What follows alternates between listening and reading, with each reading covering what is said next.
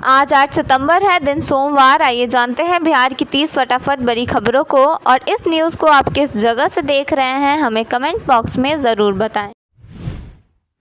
मुख्यमंत्री नीतीश कुमार ने आज महिलाओं को रोजगार और आत्मनिर्भरता की दिशा में एक बड़ा कदम उठाते हुए मुख्यमंत्री महिला रोजगार योजना की शुरुआत की।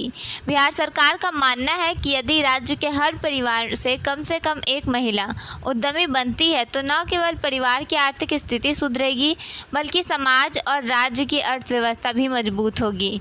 इसी सोच के साथ यह योजना शुरू की गई है। इस योजना के तहत महिलाओं को अपने मनपसंद रोजगार की शुरुआत करने में आर्थिक मदद और प्रशिक्षण दिया जाएगा। सरकार ने तय किया है कि पात्र महिलाओं को रोजगार शुरू करने के लिए पहले चरण में 10,000 रुपये की सहायता सीधे बैंक खाते में दी जाएगी। इतना ही नहीं, यदि महिला अपने व्यवसाय को आगे बढ़ाना चाहेंगी तो उन्हें ज़रूरत के अनुसार 2 लाख रुपए तक की अतिरिक्त मदद भी मिल सकती है। यह पूरी प्रक्रिया डीबीटी यानी डायरेक्ट बेनिफिट ट्रांसफ़र के माध्यम से होगी ताकि पैसा सीधे लाभुक के खाते में पहुँचे और पारदर्शिता बनी रहे। बिहार के 8 जिलों को केंद्र सरकार की तरफ से बड़ा तोहफा मिला। सड़क परिवहन एवं राजमार्ग मंत्रालय ने केंद्रीय सरकार और बुनियादी ढांचा कोष योजना में राज्य सरकार से अनुसंगठित 8 जिलों की 10 परियोजनाओं को मंजूरी दे दी है। इसमें 675 करोड़ की लागत से बक्सर, सारण, नवादा, मधुबनी, भागलपुर, अररिया, पूर्णिया एवं पूर्वी चंपारण जिला की योजनाएं शामिल हैं। इस संबंध में पथ निर्माण मंत्री नितिन नवीन ने कहा कि केंद्र सरकार द्वारा इतनी बड़ी राशि की स्वीकृति देना प्रधानमंत्री नरेंद्र मोदी की बिहार को विकसित प्रदेश की लिस्ट में शामिल करने के संकल्प को पूरा करने की दिशा में एक बड़ा कदम है। मंत्री नितिन नवीन ने इन योजनाओं की राशि की स्वीकृति के लिए केंद्रीय मंत्री नितिन गडकरी का आभार व्यक्त किया है। यह भी कहा कि बिहार की आधारभूत संरचना और सुदृढ़ और आधुनिक बनाने के लिए केंद्र और राज्य सरकार एक साथ काम कर रही है। आस्था, परंपरा और सुरक्षा। गया जी के पितृपक्ष मेले में इस बार तीनों का संगम देखने को मिल रहा है। लाखों श्रद्धालु जहां अपने पूर्वजों की आत्मा की शांति के लिए पिंडदान कर रहे हैं, वहीं प्रशासन ने इस बार 5500 से अधिक पुलिस जवानों की तैनाती की है। इनमें बिहार विशेष सशस्त्र पुलिस बीएसएपी की 15 कंपनियां शामिल हैं। विष्णुपद मंदिर, पुनपुन घाट और सभी पिंड वेदियों पर चौकसी बढ़ा दी गई है।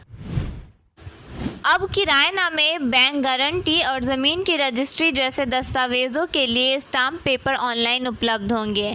बिहार सरकार जल्द ही केंद्र की एजेंसी NESL के साथ मिलकर ई स्टाम्प की व्यवस्था शुरू कर रही है। इससे लोग घर बैठे ही स्टाम्प पेपर खरीद सकेंगे और उन्हें तुरंत एक डिजिटल दस्तावेज मिल जाएगा। यह प्रक्रिया 24 घंटे उपलब्ध रहेगी और इस डिजिटल स्टाम्प की मान्यता भौतिक स्टाम्प पेपर जितनी ही होगी, जिससे लोगों को समय और मेहनत दोनों की बचत होगी। महिलाओं की यात्रा को सुरक्षित, सुविधाजनक और आसान बनाने के लिए पटना और आसपास के इलाकों में पिंक बस सेवा का विस्तार किया जा रहा है। अब फतुहा, पुनपुन, मसौढ़ी, बिहटा के साथ साथ सारण जिले के सोनपुर और वैशाली जिले के हाजीपुर तक पिंक बसें चलेंगी। इन इलाकों से बड़ी संख्या में महिलाएं हर दिन पटना आती जाती हैं, इसलिए उनकी यात्रा को सुरक्षित और आरामदायक बनाने के लिए यह कदम उठाया गया है। नई बसों में सैनिटरी पैड, वेंडिंग मशीन जैसी खास सुविधाएं दी जाएंगी। यह सेवा सितंबर के दूसरे हफ्ते से शुरू होगी। बिहार सरकार ने दरभंगा के सरमोहनपुर में खादी मॉल सह अर्बन हाट के निर्माण की शुरुआत की है। 29.31 करोड़ रुपए की लागत से बन रहा यह प्रोजेक्ट 1.5 साल के भीतर पूरा करने का लक्ष्य रखा गया है।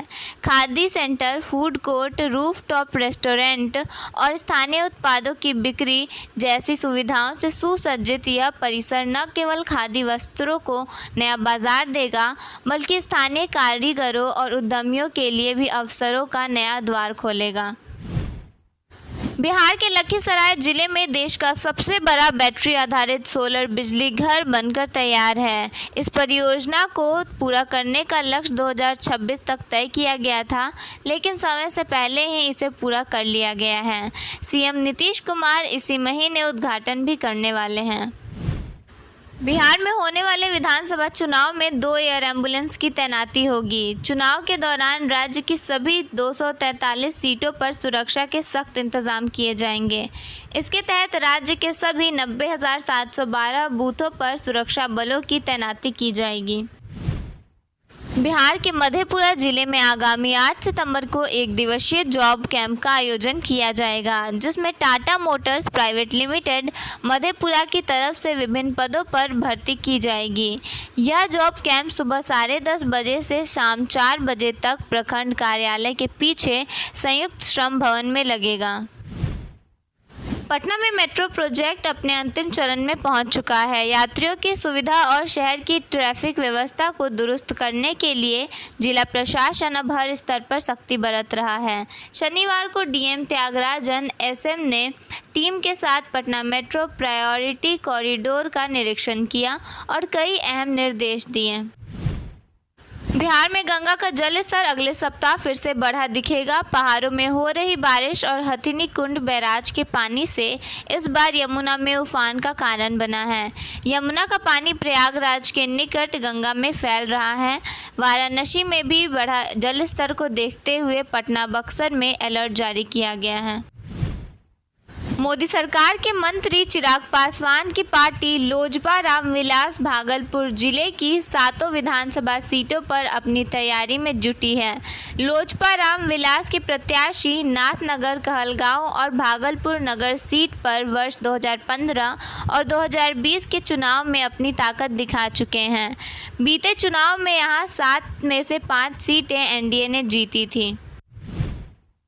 बक्सर रेलवे स्टेशन से एक और नई ट्रेन की शुरुआत हुई है, जो बक्सर से सिकंदराबाद के बीच चलेगी। दानापुर सिकंदराबाद स्पेशल ट्रेन अब बक्सर से ही शुरू और ख़त्म होगी। इससे बक्सर और आसपास के ज़िलों के यात्रियों को काफ़ी सुविधा मिलेगी। यह ट्रेन 8 सितंबर से अपनी यात्रा शुरू करेगी, जिसमें शयनयान, एसी और सामान्य श्रेणी के कोच होंगे। राजद नेता तेजस्वी यादव ने शनिवार को बिहार सरकार पर 2 पीढ़ियों का जीवन बर्बाद करने का आरोप लगाया। अपराध, भ्रष्टाचार, पलायन, नौकरी, रोजगार और शिक्षा व्यवसाय के मुद्दे पर सरकार को फिसड्डी बताया है और 10 प्रश्नों की सूची जारी करते हुए कहा कि नीतीश मोदी और 11 वर्षों की डबल इंजन सरकार इनका उत्तर दे। इसी के साथ उन्होंने युवाओं से नई सोच व दृष्टि वाली प्रगतिशील और युवा सरकार लाने की अपील की है। तेजस्वी का कहना है कि 20 वर्ष पहले पटना विश्वविद्यालय में 70 वोकेशनल कोर्स चलते थे, जिनमें 56 बंद हो गए। उनका कहना है कि नियमित शिक्षकों की कमी, लैब, लाइब्रेरियन और सुविधाओं की कमी, पुस्तकों की अनुपलब्धता, महंगी फीस, प्लेसमेंट की व्यवस्था नहीं होने के कारण 108 वर्ष पुराना यह विश्वविद्यालय बर्बाद हो गया है। केंद्रीय मंत्री गिरिराज सिंह ने राहुल गांधी पर तीखा हमला बोला है। उन्होंने आरोप लगाया कि राहुल गांधी विदेश जाकर देश की छवि खराब करते हैं और बिहार का लगातार अपमान कर रहे हैं। गिरिराज सिंह ने तेजस्वी यादव से कांग्रेस गठबंधन तोड़ने की मांग भी की और सम्राट अशोक का मुद्दा उठाया। पटना के बोरिंग रोड में लगभग 36 लाख रुपए की लागत से नाला और सड़क निर्माण का काम शुरू किया गया है। यह परियोजना मुख्यमंत्री समग्र शहरी विकास योजना के तहत कराई जा रही है, जिससे इलाके में यातायात बेहतर होगा और जल जमाव की समस्या से राहत मिलेगी। मुख्यमंत्री नीतीश कुमार रविवार को बिहार के सिवान दौरे पर थे। इस दौरान उन्होंने 558.35 करोड़ रुपए की लागत से बनने वाली कुल 9 बड़ी योजनाओं का शिलान्यास किया। इस दिन मुख्यमंत्री सिवान के पचरुखी प्रखंड के नारायणपुर और पपौर गांव के दौरे पर पहुंचे। उनके आगमन को लेकर जिला प्रशासन की तरफ से कड़ी सुरक्षा और तैयारी की गई थी। चंपारण जिले में शिक्षा का अधिकार कानून के तहत 1014 बच्चों का प्राइवेट स्कूलों में एडमिशन किया गया है। 2 चरणों में कुल 1116 पेरेंट्स ने आवेदन किया था, जिनमें से 1109 बच्चों को योग्य पाया गया। सरकार इन बच्चों की स्कूल फीस भरेगी ताकि उन्हें अच्छी और बेहतर शिक्षा मिल सके। मधुबनी में साइबर अपराधियों ने एक व्यक्ति को बिजली स्मार्ट मीटर अपडेट करने के नाम पर 1,98,000 रुपये की ठगी की। अनजान व्यक्ति ने फ़ोन कर मीटर अपडेट करने के लिए कहा और 29 रुपये का रिचार्ज करवाया। इसके बाद जयप्रकाश के खाते से पैसे कट गए। उन्होंने साइबर थाने में मामला दर्ज कराया है। बिहार के कई जिलों में सड़कों का निर्माण जारी है। इसी कड़ी में पूर्णिया के लिए एक खास परियोजना की स्वीकृति दी गई। जिले में धमदाहा से कुआरी तक करीब 11.2 किलोमीटर लंबी सड़क को चौड़ा और सुदृढ़ीकरण किया जाएगा। हाजीपुर पटना रोड पर तेरसिया मोड़ के पास चलती कार में आग लगने से अफरा तफरी मच गई। चालक ने कूदकर जान बचाई। दमकल कर्मियों ने आग बुझाई पर कार पूरी तरह जल गई। महात्मा गांधी सेतु पर जाम लग गया, जिससे यात्रियों को परेशानी हुई। चालक मुजफ्फरपुर परीक्षा देने जा रहा था। गंगा ब्रिज थाना पुलिस मामले की जाँच कर रही है। पटना हाजीपुर गांधी सेतु पर शनिवार को उस समय अफरा तफरी मच गई जब मुजफ्फरपुर जा रही एक चलती कार अचानक धधक उठी। गनीमत रही कि कार सवार युवक ने सूझबूझ दिखाते हुए समय रहते बाहर छलांग लगा दी और बड़ी अनहोनी टल गई। कांग्रेस के राष्ट्रीय अध्यक्ष मल्लिकार्जुन खड़गे ने केंद्र की मोदी सरकार पर निशाना साधते हुए दावा किया है कि कांग्रेस ने 8 साल पहले ही जीएसटी के केवल 2 स्लैब रखने की बात कही थी। कांग्रेस अध्यक्ष ने रविवार को पत्रकारों से कहा, जो भी गरीबों के लिए अच्छा होगा हम उसका समर्थन करेंगे, लेकिन ये लोग गरीबों के नाम पर वोट बटोरने के लिए पहले लोगों को सताते रहे। उन्होंने कहा, 8 साल पहले हमने सवाल उठाया था कि अगर 2 स्लैब रखे जाएंगे तो गरीबों को फ़ायदा होगा, लेकिन उन्होंने 4-5 स्लैब रख कर जनता को लूटा।